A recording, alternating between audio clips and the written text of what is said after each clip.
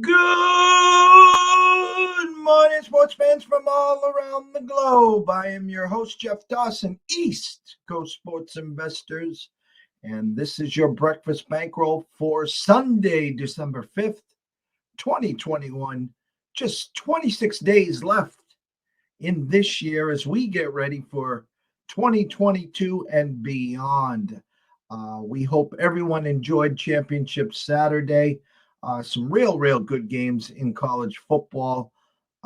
Myself and Scott have been pretty spot on the last couple shows on those games. We'll do a quick recap because we know you're all chomping at the bit to get ready for week 13 of the NFL, where any given Sunday is what you need to be honestly getting ready for. But without further ado, the man with the plan, the myth, the legend, from the Palm Tree State himself, the one, the only, Mr. Scott E. Webb. Scotty, my brother, what is happening? Well, what do we say now? It's bowl season, right? College football is now ready to start putting their invites out, and these teams should be accepting who's going to go where, which means I got a hell of a lot of work to do. So some of you know, some of you don't know.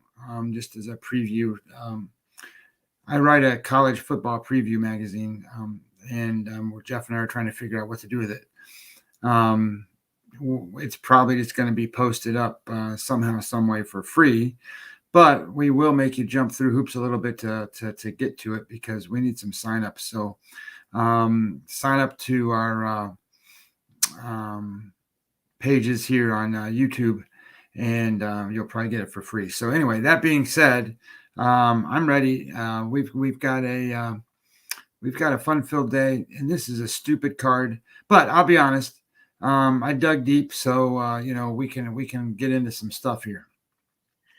I'm just going to say this out loud. We haven't had the greatest week at the ECSI VIP crew. We were 0-5 in shootouts, OT. We had a rough Friday night. So yesterday, we were on App State just to win the game. We lose there, but we rallied the troops and win 3 in a row. And I'm going to be honest with you. January 1st, we'll start our 7th year of public service. Unders and overs, I'll be honest with you. It doesn't matter if I have tomorrow's newspaper in front of me. We just can't catch a break on totals. And I stay away from them. Not that we don't work on them, but I just stay away from them. And to go 4-1 versus 3-2, that's a big difference, especially in a week that you're down a couple of units. We had over 72 in the Wake Forest Pitt game. I mean, you get 35 points in the first quarter, okay? The mindset, honestly, was this: is Wake Forest in every game, but I think one, has scored at least 37 points, okay? I know you were on Pitt. You were on Pitt heavy. You really liked them. I liked Pitt too. The thought process, very simply, Scott, was this: I know Wake Forest is going to get me to 28, okay? And I expected Pitt to easily be in that 38, 41, 42, somewhere in there. And honestly, I could have seen a 41-38, 41-35, something like that. So my point is simple. I got already 21 points from Wake Forest in the first quarter. Okay, I know Pitt's going to do their job. I'm expecting, minimum 10 points at least from Wake Forest in the next 3 quarters. Yes, they missed the field goal, but the point is to get the old kick in the on my timeline early in the second quarter. The live under over was 92. There's my vent for the day. Yeah, it's I guess there's a couple ways to kind of think about this, right? So in this particular game, they scored 21 in the first quarter, and so you have to think about it as did Pittsburgh make an adjustment? My thought is they did not. my thought is that they just started playing better. Um, and but did Wake Forest do anything once that Pittsburgh started playing better? So this is where and I know that guy from Wake Forest, can't remember what his name is, the head coach right this second. He's the coach of the year in the ACC. Okay, great. I get all that stuff. It's just like these games. It's just like what you and I do, right? We sit here and you watch numbers for a whole week, and every day, you can tell me all the good stuff, and that's what I appreciate that, and I need that because that goes into my handicap. But as I'm looking at the games and analyzing the teams and looking at stuff, do you know just how much these guys put into this original game plan, and then if it's not working right, they don't scrap it. They just keep working. They just keep running the same shit. And I sit here and I go, these are multi-million-dollar executives running these teams and running those plays and running the stuff. They should be able to learn to take out the pitcher, right? I mean, that's what we're talking about. If you got a game plan and the guy he's got his back hurts and his arm fell off and can't get his ball to curve or whatever, it's time for a new pitcher. And I'm not saying you throw in a new quarterback. I'm saying you throw in something else to try to make these games more competitive and better for your team. And you can't tell me that game. I think, what was the score that at the end of the first quarter? It was 21-21 or was it 21-14 Wake Forest? 21-14 Wake was ahead, right? So, and I think it was at halftime it was 24 or 24-21. Yeah, 24-21. So they didn't score, but Pittsburgh only scored 10. Well, okay, if you score 10 every quarter, that's not going to lose you many games. I mean, you score 40 points a game, you're not going to lose many. So I just think here that these teams, they don't do a good enough job of having in-game changes to the original game plan.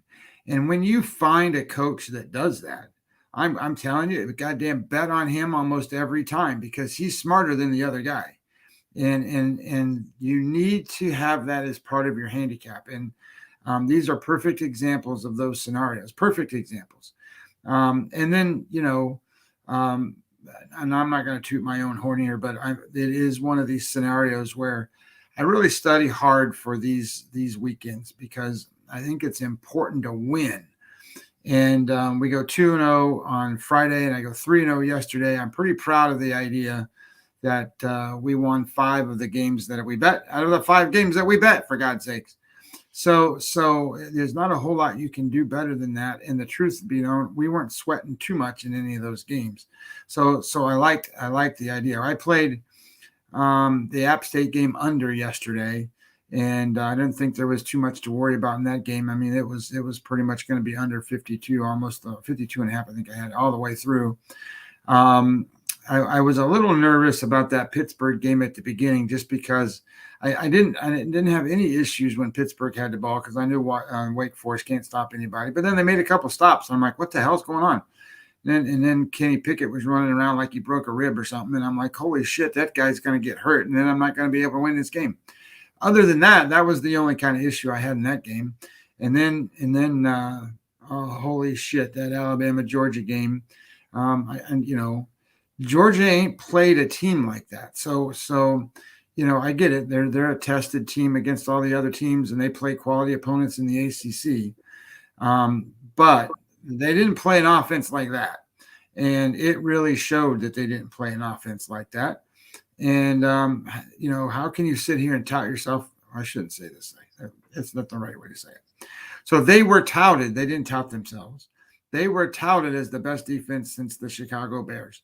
And they didn't give up no points to nobody. Okay, well, you can't go out and give up 41 to anybody then.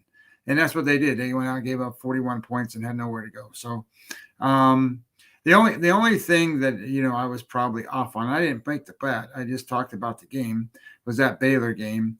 But I look back at that Baylor game and what was the line in that game? Baylor wasn't, Oklahoma State was only -7, right? or whatever it was. They had so many chances to actually go ahead and win and cover that game anyway. How many times they get the ball down on the goal line and can't score. And at the end of the game, that kid's running around the corner trying to make a dive, and he's like, 3 inches short. And they would have won the game. They wouldn't have covered the spread, but they would have won the game. And their quarterback threw 4 interceptions yet. So that was one of those games too, where if you watch the game or listen or not listen to me, but if you watch the game, there's a team that made adjustments.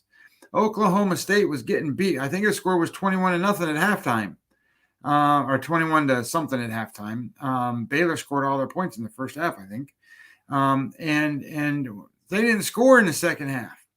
So there's a team that went and did make their adjustments and played different and did some things to corral whatever Baylor was doing to them.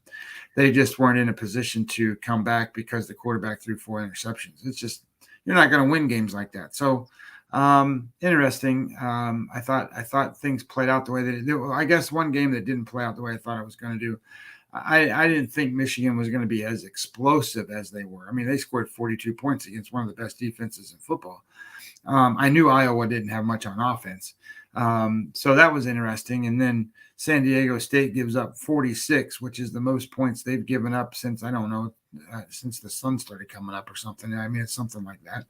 So, I mean, whatever, it is what it is. It's kind of like that. I mean, anything happens in these games, and it's just interesting how all that stuff plays out. And I guess you turn the page and you get all these games ready to go to bowl season, and then I start writing a bunch of stuff and hopefully get it out on time. And then we got the NFL today. So I'll close the college segment very simply with my takes and my breakdowns. We'll go right to the Pitt Wake Forest game. Clearly evident that the Wake Forest coach, offensive staff basically says, I know that's all they talked about all week, all year is about Pickett. We're going to show you that our QB is better than your QB. And he did in the first quarter. And then after that, like you said, Pitt made adjustments and the kid puked on himself, and the rest was history there. The Okie State Baylor game, phenomenal. The kid comes in. We talked about it at length, the reports that we got from Don Best. The kid was coming in for Baylor, and at one point he was 17 for 17 in completions. But again, the whole turn in that game is, Baylor's dominating the game, and the head coach got cute 4th and 1 on his own 38 or something, and they got stopped. And then I thought the kid was going to make the pylon. It looked like he was going to make the pylon. He was, like I said, a half yard short. It reminded me of the Super Bowl on the Rams and Tennessee Titans, a hell of a game there. I'm a little salty on this part of this, what I'm going to say.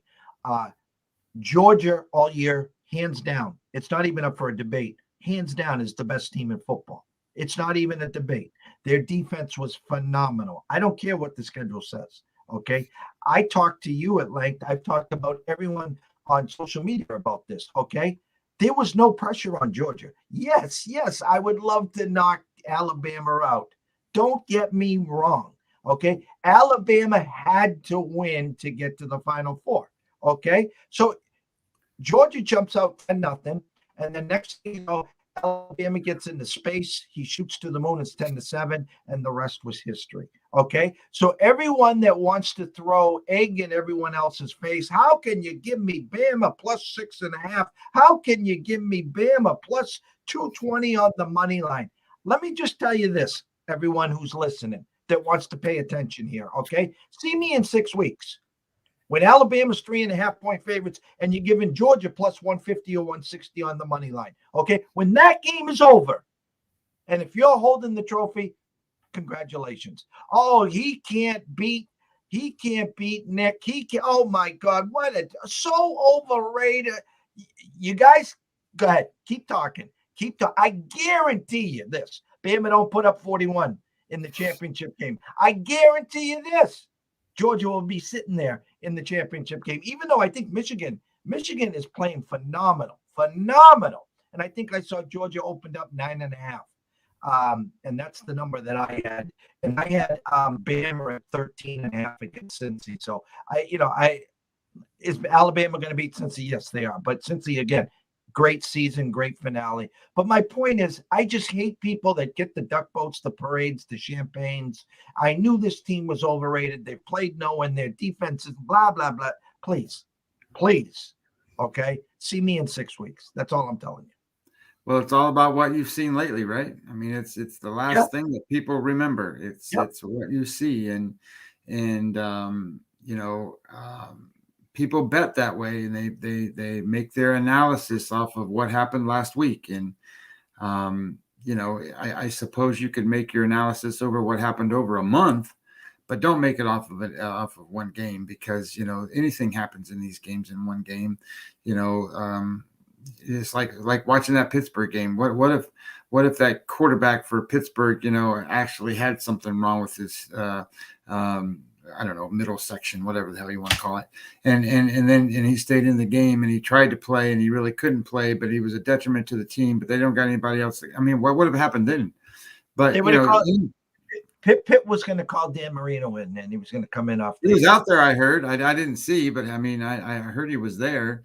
Probably him and Tony Dorsett. How's that sound? Well, I mean, I told you yesterday, Jeff, you and I could have went out there and run up and down the field on Wake Forest, for God's sakes.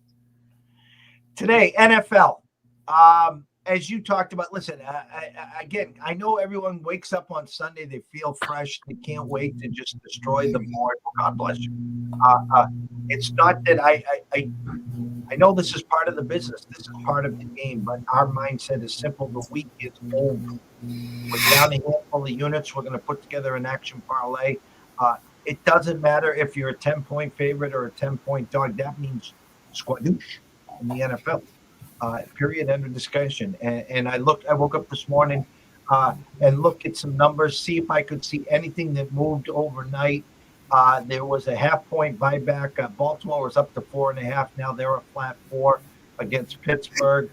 I think the public trendy dog is Washington. I loved Washington all week. I'm just telling you, buyer beware there. Miami, it popped to 6.5. Why? Daniel Jones is out, but common sense knew Daniel Jones was going to be out all week. And the funny thing is, they opened Miami at 4, knowing you guys would jump on Miami today. And I will tell you this, if you go back the last 12 weeks and analyze when the quarterback's been out for that first week, everyone has jumped on the opposing team and everyone has lost. So buyer beware on the Dolphins, who are playing great. They're playing great. I'm not here to endorse the Giants. I'm just saying, be careful for all you guys that are going to use Miami in your teasers or your money line parlays. It's Minshew time in Philly. Okay, all week long. Hurts wasn't playing. It was 7 points. Now they announced Minshew. It's down to 5.5. So everyone jumping on the Jets today because Jalen Hurts is out. Be careful. Denver, the public trendy dog. Why? Because Kansas City can't cover. But they've won their last 2 games. Their defense has got a lot better. They're coming off a bye, okay? And the line now is down to 8.5 at Circa, Westgate, and WinBet will probably be 8 at kickoff. So go against Mahomes, go against CEH, go against the defense. There. That's what you guys are telling me. Arizona, 7.5. D-Hop and Murray are going to play. It's rainy, cold, sleet. So it's a typical warm weather team traveling to a cold weather team. We'll see what happens there. And flat 7, Minnesota, Detroit. Board yours. It's a shitty card. Let's just start with that. These games are some of them are important, and I shouldn't say it, that it's not important, but you got Arizona plays Chicago, Tampa Bay plays Atlanta, Kansas City plays Denver, Indianapolis plays Houston, and you're sitting there just going down the line and going, holy shit, these games are 9 points, 10 points, 13 points. I mean, Jacksonville plays the Rams, for God's sakes. I mean, okay, so is there really any interest in these games today? Well, we bet on them, so there's definitely going to be interest in the games we bet on. So the way I looked at this is a couple of things. So the first game that I looked at, and I looked at Arizona and Chicago, and statistically and numbers rated and all this stuff, Arizona's been dropping. And then they've been dropping the last few weeks because they haven't had their quarterback and they haven't had their wide receiver.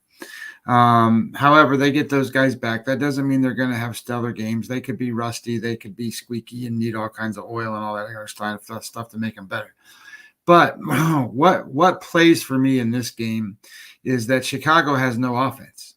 I mean, I don't know what to say. I mean, they got no offense, and no matter how bad Arizona's offense has been and that they've dropped, they still have a good defense. So the way this game sort of comes out is statistically, my points calculators give me a total game of 26-19. I know that's not a good score, but 26-19 Arizona. So that says 7 points, right?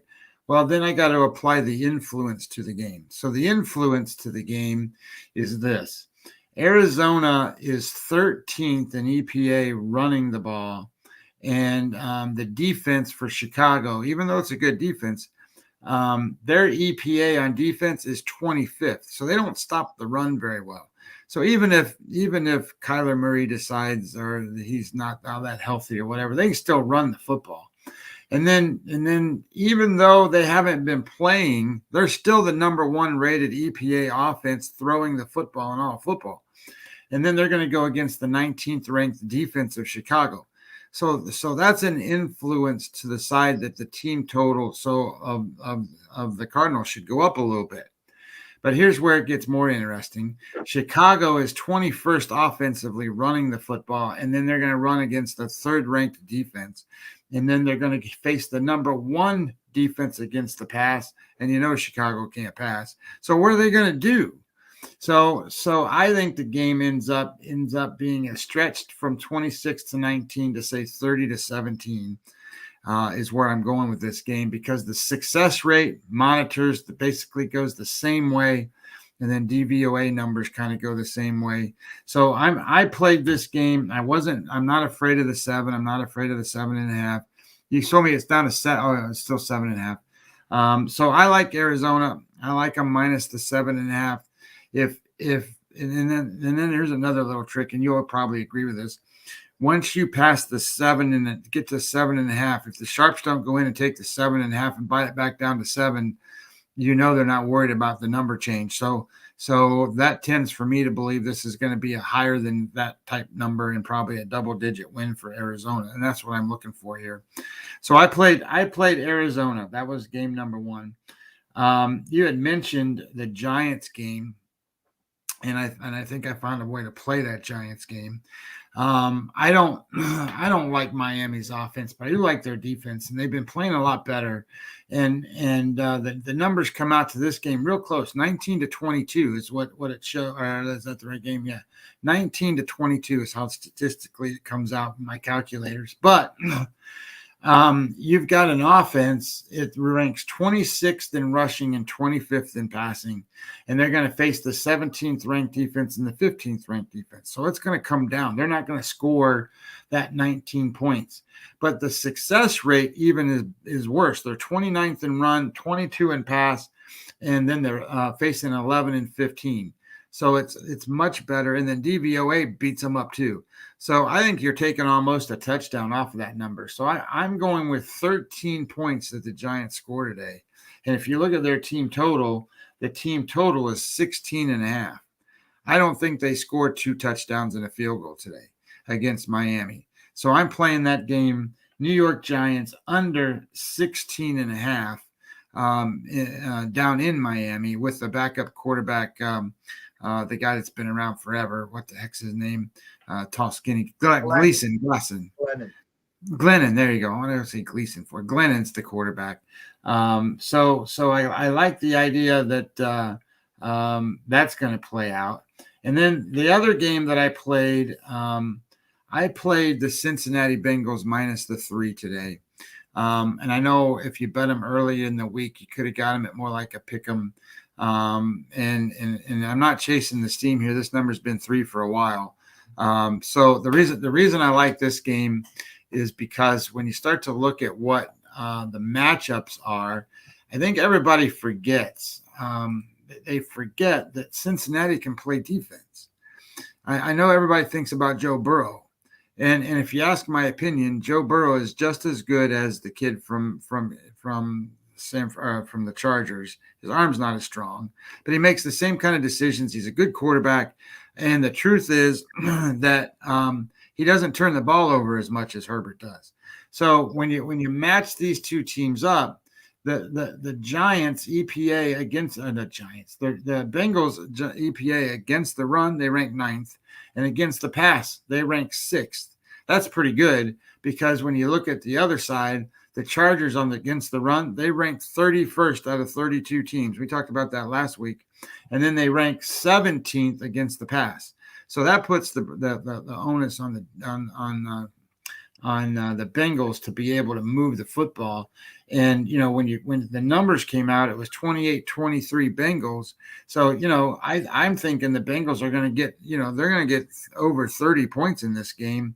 And I don't think that the Chargers are going to get to 27. So I'm going with a 34-26 high scoring game. And I like Cincinnati to cover that number. So I played that one, and then the only other game that I played, and maybe you can talk me off of this game, but I already played it, so maybe you can't. It's too late now. I played the 49ers tonight or today. They're playing Seattle, and I know it's in Seattle, and I know all the crap about Seattle and Seattle at home, but I'm telling you, Seattle's one of the worst teams in football. They are really not very good, and San Francisco is hitting a peak moment. They are playing much better. They are doing a great job here, and the way I see this is San Francisco's run offense is 7th in football now, but their pass offense is 9th. And I don't know if you've been watching these games in Seattle, but Seattle's ranked 26th on defense against the pass. And then if you've watched Seattle on offense, holy shit, they can't do anything anymore. They can't run the football. They can't pass the football. And that's where San Francisco has an edge, because their defense is turning things around. And I kind of like the idea, success rate wise. They rank 10th against the run and 3rd against the pass. And then you're starting to match that up against the offense for Seattle. And what do you got? You got a little bit of a mismatch here. So I like the idea that Seattle can't get to the points here. And I played that one. So I played, how many games did I played? Arizona, I played Cincinnati, and I played the Giants under. I played 4 bets on this crappy ass board. No, the San Fran Seattle game really intrigues me because the computer model has it at a pick and at 46. Okay, so there's 23-23. The number makes 0 sense. As you said, 49ers are now peaking, and Seattle, since Russ has come back, has just been putrid. And Russ equals rusty. That's what it's been. And you got an old coach that, the rah-rah's gone, and the 12th man, it sounds like there's about 8 or 9 men there now. They don't sound like the 12th man to me anymore. Makes 0 sense. But the way the NFL goes, Seattle, who, by the way, did not throw the ball to DK Metcalf till the 3rd quarter last week. I look for DK early and often. You watch, this will be the old Russ. I always say Seattle and Russ are like tea bags. They don't get work until they're in hot water. Well, they've been in hot water for over a month now. And this will be the game that the stars align, and they put up 31. Jimmy G throws 3 picks. 2, Elijah Mitchell fumbles twice. No Deebo Samuel, which is huge, by the way. But we'll see. I'm rooting for the Niners. I love the Niners. I had them as my preseason NFC West and NFC champs. So I kind of sort of need a win over there. But it is what it is. Again, it's Sunday. Anything can happen. Let me get over here for a second. We're just trying to get you.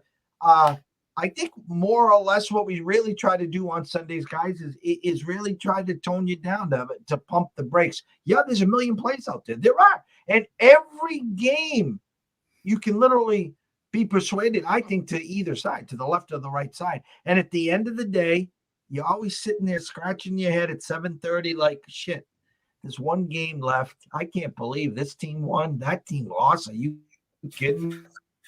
Wow. that game went over.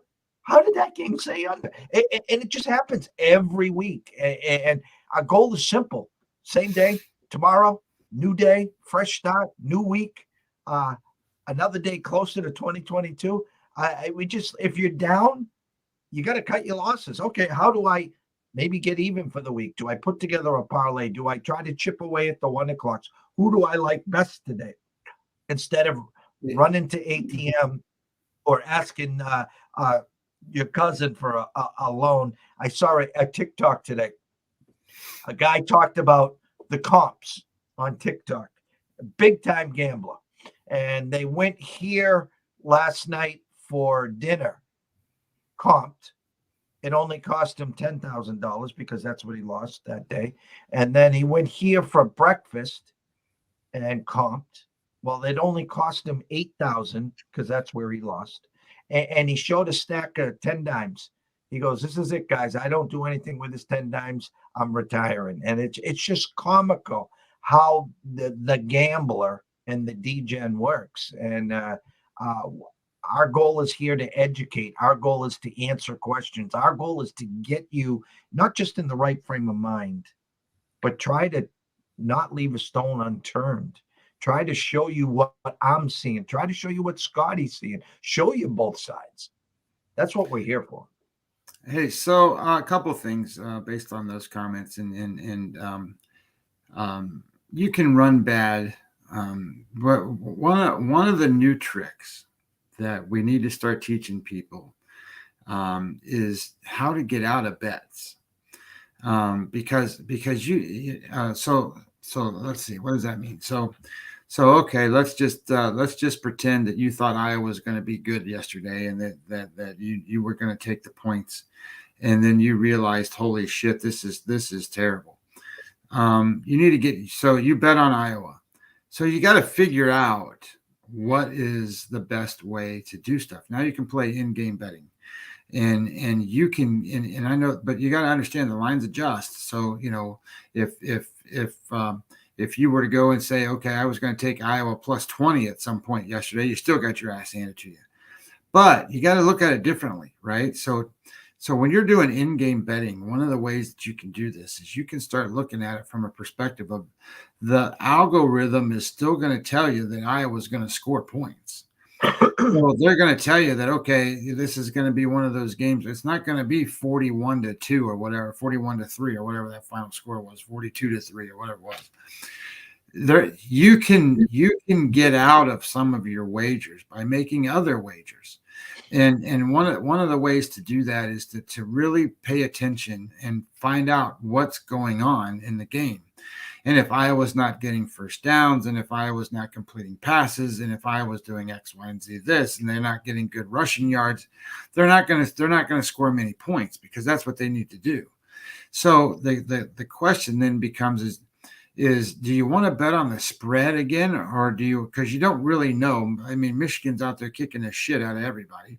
So you sit here and you think to yourself, you know what, this is where I need to be. I need to be on a spot where, let me get out of that original bet. I'm going to bet on Iowa to not hit the new total number, whatever that number was. Maybe it was 17. I don't know. I'm just making up the number. But at the same time, that's how you can, you've got to be smart about what you're doing, because certainly you can lose that too. But the point of it is you can get out of your first bet by making a better bet on the game once the game starts. So think of it this way. If you were in a situation where you're playing poker, and I do this a lot of times where I'm analyzing stuff based on poker, but it's the same stuff, guys. I mean, it's math. I know it doesn't sound like math, but it's math, and understanding what your probability is of winning and versus the odds you got to pay. And that's what poker is. It's the same thing. So let's say this: if you were playing poker and you have your cards in your hand and you can see the flop, right? And then as the game is going on, somehow, some way, you got to see one card that your opponent has. That's what gives you now more information that allows your math to be more accurate. That's exactly what happens when in-game betting is going on. The algorithm is a program, and it's written based on yardage, where the ball is, the yards, the time left, and the original spread, and what the game's like. So it just pumps out numbers based on where the ball moves and who's got it, and until another score happens. But if you can read into the game a little bit and you can see what that other card is, so to speak, on the opponent that they have, now you have information that the algorithm doesn't. And you can beat it. Trust me, you can beat the algorithm in live betting. You can do this. So when you do it and you analyze it correctly, you can get out of bad bets by making a smarter, better bet as the game goes on, or even it's a different game. Maybe you bet, I don't know, that maybe you bet on San Diego State and they're getting their ass handed to them, but you're watching this game going, holy shit, Iowa, they're not going to score any points. Let me get out of my San Diego State bet by betting on under the total team points in this Iowa game. You just have to look at it from that perspective, because then you can get into a point where, holy shit, I made a bad bet, but I made a better bet to get out of that bad bet. That's how you can control your bankroll without sitting there going, oh my God, what do I do? And then you force yourself to play these Sunday night games that, holy shit, nobody wants to watch it. Who wants to watch the Broncos play the Chiefs tonight other than Broncos and Chiefs fans, for God's sakes? I mean, I don't know. It's a 10-point spread, for God's sakes, and that's the game that's on TV. Whatever. But anyway, that was what I was going to say was that in regards to those things. And is it risky? Maybe, but at the same time, if you get good at doing that, you're going to get yourself out of bad bets. And then secondly, I wanted to mention this. One of the reasons why I liked Arizona today, not only because of the numbers and the stuff I told you about their offense, defense, and all that stuff. Chicago, defensive tackle Mario Edwards, defensive tackle Akeem Hicks, running back Damian Williams, wide receiver Marquise Goodwin, and wide receiver Allen Robinson are not going to be in this game. They didn't practice on Friday. I didn't see the numbers come out to say, hey, they're not going to play, but they don't practice on Friday. They don't play unless they're a healthy resting, don't practice on Friday. And these guys aren't that. And they're going to need everything they can do to hold down Arizona. So those are some pretty key guys to be out of. And then the other game that made me kind of jump on Cincinnati to a little bit more is, they're we already know that the defense for the San Diego, I keep saying that shit, for the LA Chargers, they're weak, but they're missing cornerback Asante Samuel and safety. I don't know how to say Alohi, whatever the hell the name is. But they're missing a starting safety and they're missing a cornerback. And you can't ask this team to overcome those things because they don't have the players. So those are two weak areas that help the offenses on the other side that also may help these games. And in the NFL, injuries are just as important as a turnover. I mean, I don't know how else other than to say it. If you're, it's about matchups and the depth of these teams. And when you're a team that is not healthy, look at what San Francisco is doing. They weren't healthy for a long time, and now they're getting healthy and they're beating the shit out of everybody. And when they weren't healthy, they were you couldn't even recognize what they were doing. So another Sunday in the books from myself, Jeff Dawson, Scott Webb. We hope everyone today has an enjoyable day. We hope everyone cashes a lot of tickets. I hope our sermons today, and I say sermon tongue-in-cheek and lightly. The point is, we've been here so long. Between the two of us, we got almost 100 years of experience.